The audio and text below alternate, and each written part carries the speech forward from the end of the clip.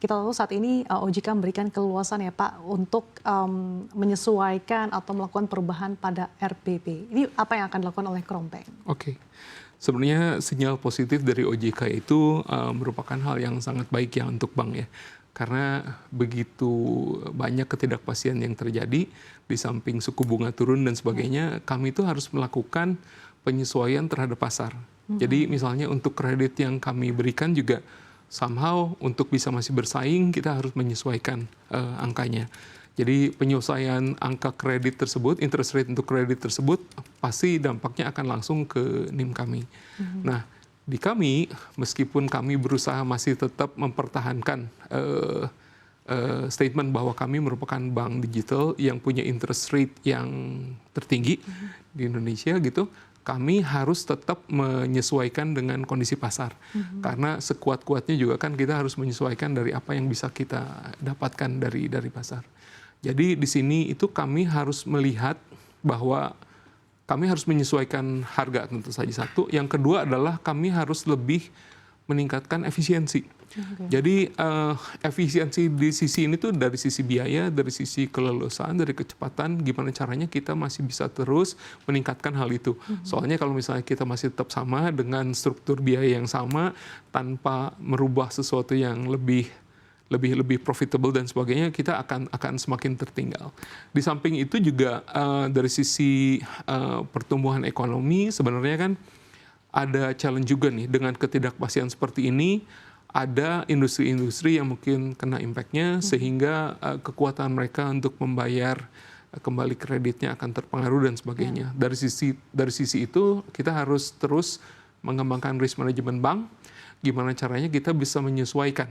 Jadi sektor mana yang tetap kita akan pilih, dari sisi interest rate-nya seperti apa, underwriting-nya apakah kita harus adjust dan sebagainya. Intinya kita tetap harus agile. Jadi agile itu merupakan ya sesuatu yang aset terutama untuk bank saat ini sih. Kalau misalnya kita tidak bisa cepat menyesuaikan diri, mau nggak mau, kita akan kesulitan. Mungkin itu. Jadi untuk yang RBB ini kita akan sesuai dengan analisa yang sedang kita lakukan. Apa yang harus disesuaikan, harus di-adjust. Kalau misalnya perlu ada yang harus diturunkan, termasuk target sampai akhir tahun kami akan lakukan. Kita sekarang sedang melakukan analisa menyeluruh terhadap semua aspek itu. Untuk target di 2025 seperti apa memang? Target loan, target DPK, di awal tahun itu kan kita sebenarnya sudah punya target yang disesuaikan. Tetapi sesuai dengan harga dan sebagainya, salah satu yang paling kena impact tentu saja harus kita lihatin adalah dari profit after tax. Dari profit after tax ini apakah masih bisa mumpuni, dari sisi kredit mungkin masih bisa kita kejar, tapi kemudian dari sisi interest rate-nya, dari sisi pendapatan kita kan mungkin harus kita sesuaikan. Dari situ akan menyesuaikan dan sampai ujung-ujungnya ke profit after tax-nya. Oke, tapi Pak untuk tahun 2025 ini apa saja sih tantangan yang membayangi sektor perbankan digital? Oke, sebenarnya mungkin kita ngelihat dari dua sisi lah. Yang pertama adalah sisi orang yang berusaha, yang working capital. Yang kedua adalah yang konsumtif dari sisi retail. Dari yang pertama, ada dua segmen yang baik, udah segmen industri yang baik tentu saja akan menyambut penurunan interest rate. Cuma tentu saja ini akan menjadikan suatu segmen yang akan dikejar oleh semua bank. Semua bank akan berlomba-lomba mengejar dan unfortunately mungkin akan terjadi perang harga dan sebagainya. Gimana caranya kita bisa mencari kerjasama dengan mereka tanpa terlalu mengorbankan harga dan sebagainya. Tapi untuk yang segmen yang mungkin terimpact lebih parah, itu kita harus berhati-hati. Kami harus berhati-hati sehingga kami harus menyesuaikan dari sisi underwriting-nya, dari sisi risk management-nya, gimana caranya kita bisa menganalisa mereka. Itu langsung. Tapi mudah-mudahan dengan adanya penurunan interest rate ini, sektor ekonomi akan bisa berkembang dengan lebih baik.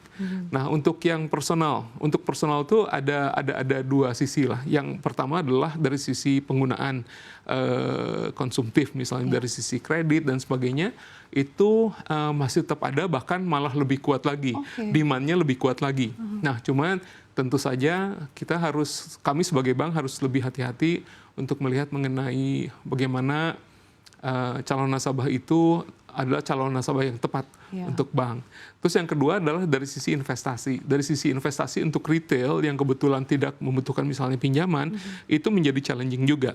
Karena kalau misalnya suku bunga turun terus, tentu saja deposit atau produk-produk investasi bank akan menjadi challenging juga. Karena kalau nasabah kan mereka sangat agile juga.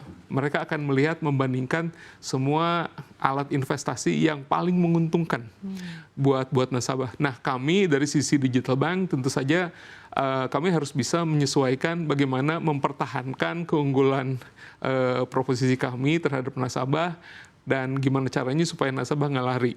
Jadi tantangan buat digital bank, likuiditas nantinya. Jadi gimana kita bisa mempertahankan likuiditas itu sih.